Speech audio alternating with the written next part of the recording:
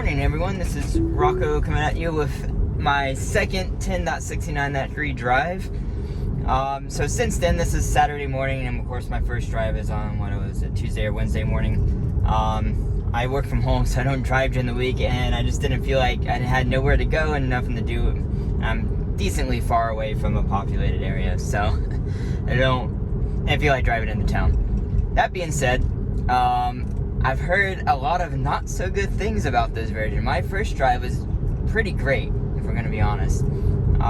So I've heard a lot of not so good things about this version.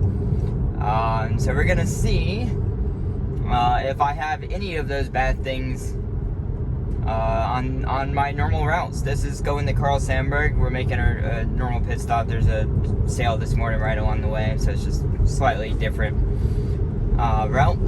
But I have done this before, and so we're gonna see what it gives us. I am curious though. Seems maybe it's more of an issue around people or narrow roads, maybe unmarked roads that has an issue. Let's see if it's gonna turn on the blinker. Hey! Well, kind of. Half turn it on and turn it off. That's good. Yeah. As long as it will stay consistently with the blinker. See, that's the thing. One version in the past would do the blinker, and then it stopped for a couple of versions, and then it started the blinker again. So this is pretty good merge. There's a Prius. You can get over Prius. There we go. This guy's like staring at me. People not let me on the highway? Like, come on. People, I don't know, people need to learn how to drive, I guess. I need to figure out how to get that stop from turning, everyone. Yeah, they had room on the left to get over, and they decided just to stay in the right lane and not let me merge over. Okay. Anyways, so far everything so far this morning has been an improvement. We got the blinker, we got a good the merge, but that's only because I switched to Navigate and Autopilot, and I don't have the automatic lane change. It's kind of my fault. In terms of like the on-ramp, I'd say it's the best it's ever been actually on the on-ramp, because it was smooth. It didn't like jerk, speed up, slow down, speed up. It kind of like, you could tell it sped up and was a little bit hesitant, so it stopped speeding up, but it's maintained the same speed and then sped back up again. So that was definitely an improvement in my eyes.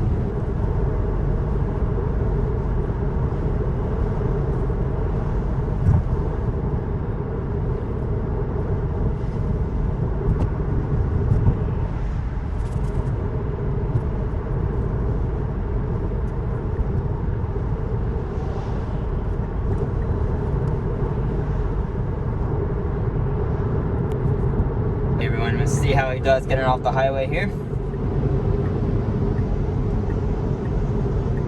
So smooth getting off the highway. I do think it can slow down a little bit sooner personally. It actually should stay in the right lane in terms of where we're going. If we go up there, see we're gonna make a right up here. It's fine that it gets in the left lane as long as it gets back over in the right lane again. Like it should just go ahead and get in the right lane at this point. This is one of those things. It even says it needs to be in the far right lane. I'm not sure why it's waiting so long. Like what's gonna happen is we're gonna end up probably bypassing this Mazda right here, and then it's gonna want to get over. Okay, well never mind. I'm just gonna let it do its thing, and we'll see what it does.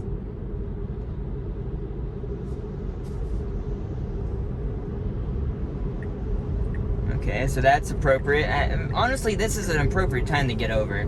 Though, from my point of view, I look so far ahead, and like on that on-ramp, I'm gonna go ahead and get in the right lane. Oh, this is an improvement. And turn on the blinkers and just swing it over. Let's see if we can make the light. Can we make the light? Oh no. No? Oh. See, this is the thing. For me, I would have maintained speed for that. And and just have gone for the yellow. That would have been my preference.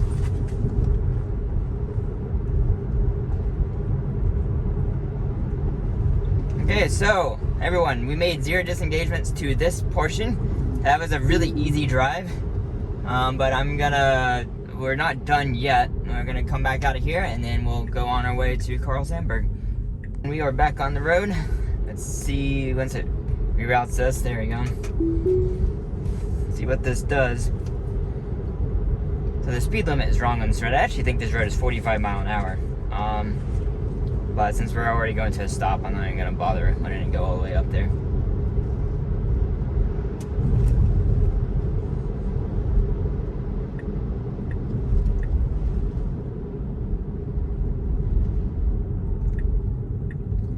Interesting new blinker behavior in this version.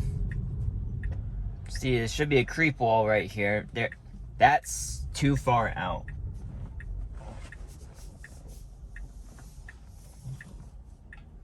Alright, the light turned green.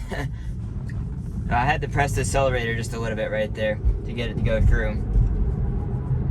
I am curious though if it's gonna try and get in the left lane or not. I think for the sake of... So, a few people are making the argument that the car doesn't know ahead of time, like it doesn't have the memory like I would, that you know, you should be in the left lane coming up to cross this intersection coming up here. Not this one, but the one way further up ahead. But I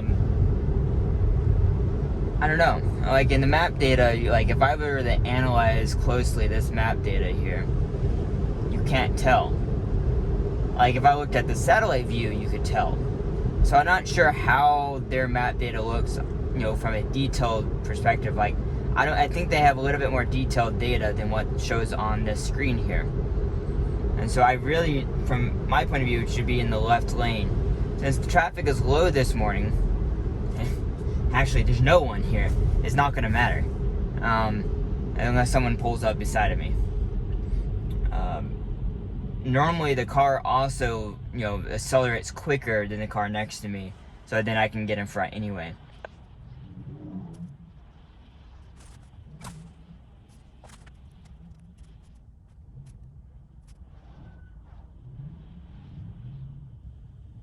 Okay, so as you can see, we have this car on the left here, and he's actually going to accelerate quicker. And we actually had another van back there too. Let's see if my car turns on the blinker. It should. It didn't. So I'm going to go ahead and press a camera button there, because I really want them to fix that. At bare minimum, if it's going to get in the right lane, it needs to turn the blinker on to get over it back into the left lane. It just kind of just scoots. It just kind of zippers into the other lane without any blinker, any indication. Like obviously the person behind knows that's what I'm gonna do, because I don't have a right turn blinker on to go into CVS. But still, also crossing over that railroad track was too fast, as well as it was a little bit on the left still. But that's unchanged versus other versions. So they did make a note about having changes in cresting of hill. So that's kind of a crest of a hill over that railroad track. But that doesn't seem changed at all compared to any previous version. Okay, phantom brake here. Again, right here, there's a van catching up on my rear. Okay, good timing with the green light. See how smooth it is. So there's a lot of leaves on the road, as you can tell. It just rained overnight. And some other people are reporting a lot of issues, which of course, when you look at their photos, way more leaves than this. This is really not that many leaves. Like, kind of like this right here. But like across like half the road. So this isn't really that leafy, if you will. But it's been handling well. The fact is, this is in almost every way possible better than the previous version so far. I'm not trying to jinx us here.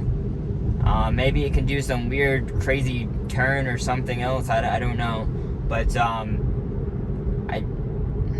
for this, I mean, this drive is pretty basic.